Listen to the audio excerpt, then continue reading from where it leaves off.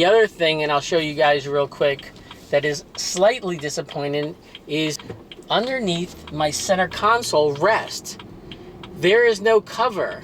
And I'll show you what I talk about in a second. But I don't like it being open and exposed. And it's this ratchet system that the center console goes up and down. I'm not really understanding why they couldn't just close this off and open it up and have a nice deeper center console area to store stuff. The only thing that's remotely redeeming about this is when you lift this up and you drop it down, because the armrest, when you drop it down at first, it's at an angle that's decreased down a little bit. It does make it slightly easier to use the knob. That's the only redeeming part of this center console, but I wish it was closed in. But again, these are minute little things that I have gripes about. Otherwise, this is pretty awesome. Let me show you what I was talking about. Here's the center console. It kind of flips back. It ratchets down. See, it's a slightly decline, which I told you sometime. It makes it slightly more comfortable to use your center knob here.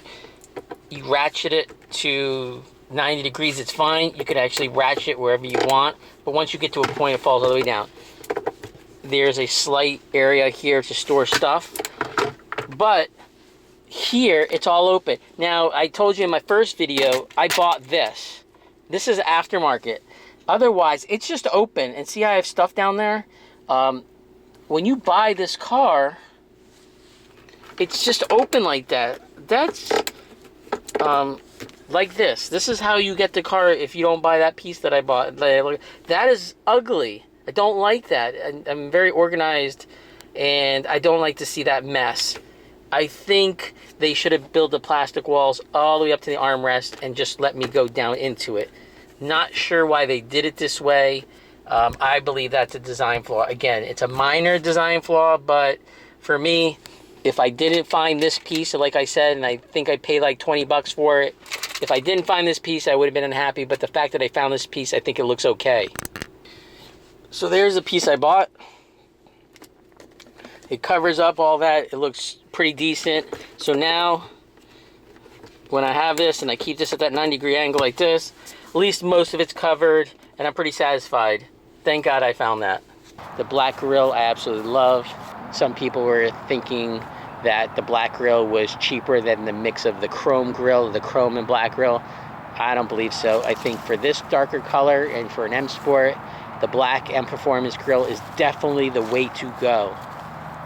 Hopefully you guys like this car as much as I do. Leave comments. I'd love to answer questions. I don't know what I'm missing other than, oh yeah, one more thing I'd like to mention. The electronic boot, as they call it in Europe, right? But the electronic, or the hands-free of the opening of the trunk, really love that. Nice feature. Watch, you need to stand about a foot away and do a quick underneath. There it goes.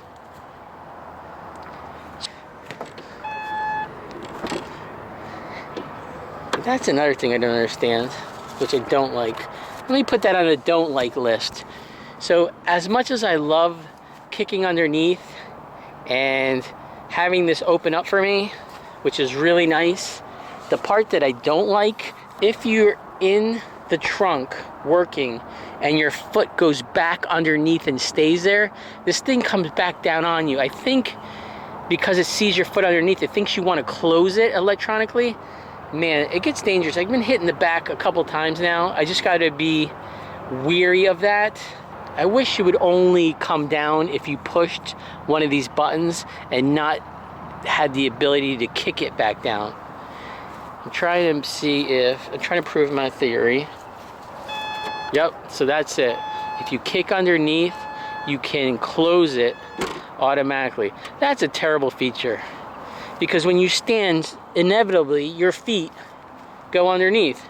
What I was going to say with this trunk, which I really like, is when I put the seats down, I can put my road bike in here and I could lay it down flat without taking off the front wheel or even turning the front wheel sideways. It fits all the way from the back of the front seats all the way to the trunk.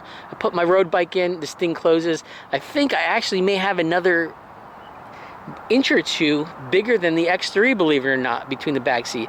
I know this is about a 6-inch shorter car than the X3, but I really think the trunk space, at least the length from the back of the front seats to where this closes, I really think I got a couple more inches, and I was really surprised and happy with that.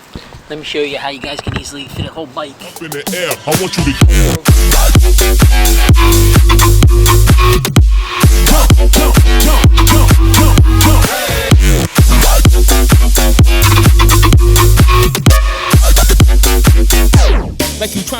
I love the panoramic sunroof. It is really nice. Now, one thing I got used to, but I wasn't sure that I was gonna love, and I don't know if this is gonna show up, but the moonroof cover is semi-transparent, meaning, I'm not sure if you can see this, you can see through it. So it's not 100% solid. It's about 75%, or maybe let's say only about 20% see-through and 80% solid. So I'm looking up, I can actually see the clouds through the liner there. Not 100% fan on that. I live in South Florida. It gets very hot, it gets very sunny. I wish that was solid. My X3 was solid. I know a lot of car manufacturers are going that way. BMW, I'm assuming the only reason for that is maybe to let a little more light in, and it's probably a little bit cheaper to manufacture and probably has less problems with it breaking. But not 100% loving that, but it's not a deal breaker either.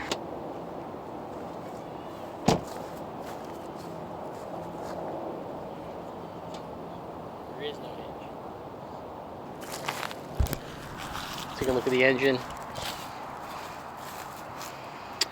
There you go, BMW twin power turbo. Engine sits in horizontal instead of vertical, which I find interesting.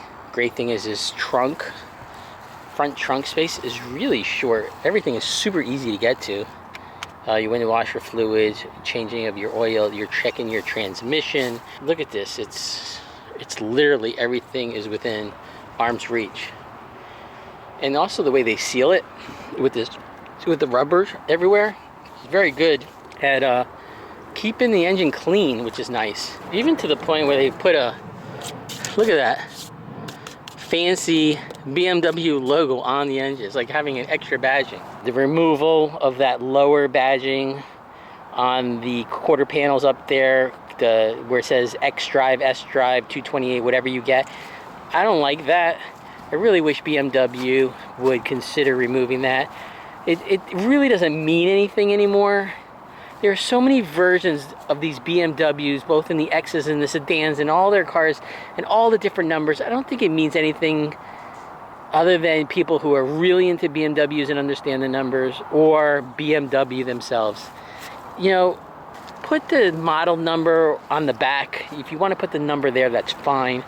I think you need to strip all the side badging on the front and on the sides. Take it all off. These cars look so much more smoother when all that badging is removed. I mean, you can see I have one badging on the front, one badging on the back, and these two little ones on the side. And that's as much as I can probably tolerate for this point. All right, I did get a request for exhaust sound.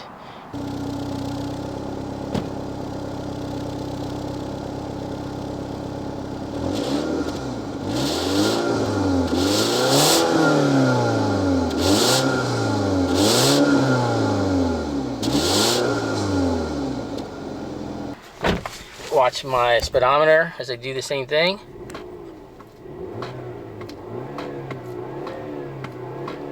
It's actually quite quiet, and that's what it sounds like for the exhaust. Last but not least, I told you guys we were going to do a couple other things. Metal around the speakers. I just added that. As you can see, the back also And last but not least, the carbon mirror covers. I actually think it only works with this gray. Maybe black it would work because it doesn't really stand out. It's a subtle difference, but it's a nice difference. So carbon fiber mirror covers. I don't know when I'm gonna stop. Don't know when I'm going to stop. I want you to jump like you trying to get stuck in the air. If you feeling so lit and don't care, shorty beat it.